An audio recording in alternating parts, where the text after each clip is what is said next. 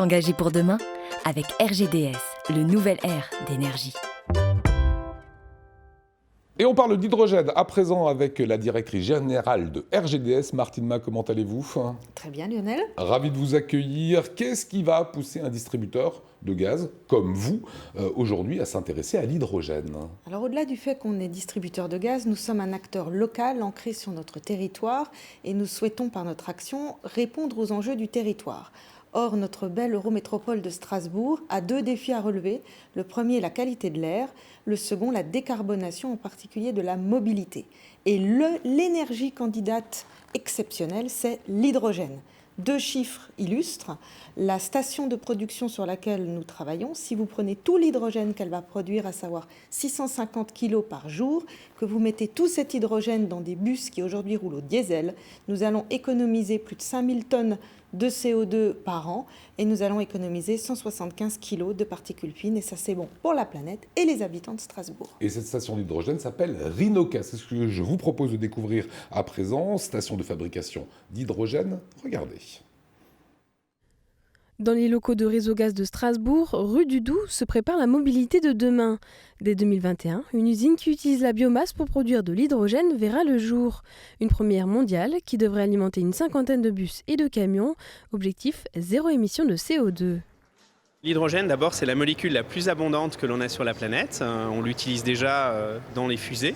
Et ce qui est nouveau, c'est qu'on va l'utiliser maintenant comme carburant. Parce que son prix de production baisse, qu'on arrive à le produire de manière verte. Et donc, l'hydrogène a l'avantage d'être un fuel qui n'a pas d'atome de carbone. Et donc, quand on le combine avec de l'oxygène, il ne produit que de la vapeur d'eau. 1 kg d'hydrogène équivaut à 3 litres d'essence. L'installation strasbourgeoise, qui représente un investissement de 7 millions d'euros pour RGDS, en produira 650 par jour. Certaines sociétés sont en avance sur le sujet. C'est le cas de Hype, qui dispose de la première flotte de taxis à hydrogène au monde depuis 2015. C'était pour nous la solution idéale pour notre objectif qui était de permettre aux activités comme le taxi de continuer à travailler en arrêtant de polluer. Donc on a avec l'hydrogène tous les avantages de l'électrique, pas de bruit, pas de pollution, et donc pas de pollution de l'air ni de pollution sonore, sans compromis ni pour le chauffeur ni pour le client puisqu'on a une autonomie de 500 km et surtout on fait le plein en quelques minutes. Ce mouvement vers l'hydrogène n'est pas uniquement local. Des pays du monde entier tels que la Chine ou le Japon ont choisi de se tourner vers l'hydrogène au détriment de l'électricité. Et la région Grand Est compte bien prendre le train en marche.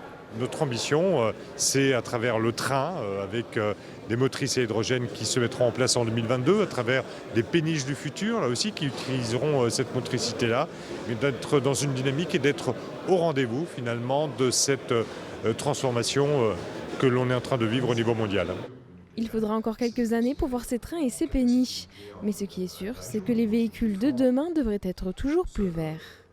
Voilà, avec nous Martine Mac, donc si je comprends bien, l'hydrogène est vertueux s'il est 100% vert. Et le consommateur là-dedans, comment est-ce que lui va se retrouver financièrement ? Alors il doit se retrouver financièrement, je crois même qu'il faut le préciser, c'est un des enjeux de la transition énergétique. À nouveau un exemple, le reportage a montré les fameux taxis Hype, que l'on voit beaucoup sur Paris. En gros, comptez 10 € pour faire une centaine de kilomètres. Alors j'ai pris des données qui sont des données basées sur une 2008. Au diesel, vous êtes à peu près à 9 € en fonction de la capacité du moteur. Sauf que là, ça ne pollue pas du tout. Exactement, c'est une grande différence. Après les 10 € du kilomètre, c'est bien parce que nous en sommes au début de la production d'hydrogène. Les 10 € pour les 100 km. Notre objectif, c'est bien aussi de produire de l'hydrogène qui sera de moins en moins cher. Alors pour vous, l'idée c'est quoi ? Si je résume, c'est ouvrir la voie à l'hydrogène d'abord pour le transport, peut-être par la suite pour le fluvial, et plus tard encore ouvert à d'autres usages ? Tout à fait, d'autres usages. La priorité c'est la mobilité parce qu'on voit bien que c'est ce qu'il y a de plus compliqué. De transformer la mobilité en une mobilité plus propre, en particulier la lourde. Mais si vous prenez un pays comme l'Angleterre ou comme la Hollande, ils ont d'ores et déjà des chaudières murales qui ne fonctionnent qu'à l'hydrogène. Vous prenez l'Allemagne et la région de Mayence, ils utilisent pour chauffer également un mélange de gaz naturel et d'hydrogène, toujours vert. Donc on devient très vert, hydrogène, énergie propre, vous le disiez, durable, local. Mais c'est pour quand à Strasbourg en fait? Automne 2021, rendez-vous est donné pour voir le premier kilo d'hydrogène. Dans 2 ans. Dans 2 ans. Ça va aller vite, ça va passer vite. Ça va aller vite. Voilà, produire de l'hydrogène vert à partir du bois. Est-ce qu'on peut dire aussi que c'est une grande première? Alors c'est une première mondiale. Aujourd'hui, on produit essentiellement de l'hydrogène à partir d'électrolyse, mais on peut aussi le produire à partir de biomasse. Et nous sommes dans une région qui est très riche en matière de biomasse forestière d'une part, mais pas que. Et on pense qu'il est important de développer des process qui soient bien adaptés aux ressources du territoire. On a bien compris, 2 ans, et on a l'hydrogène sur Strasbourg. Voilà. Voilà, merci beaucoup Martine Mac. Merci. Pour ces explications, fin de cette édition, et on se retrouve plus tard.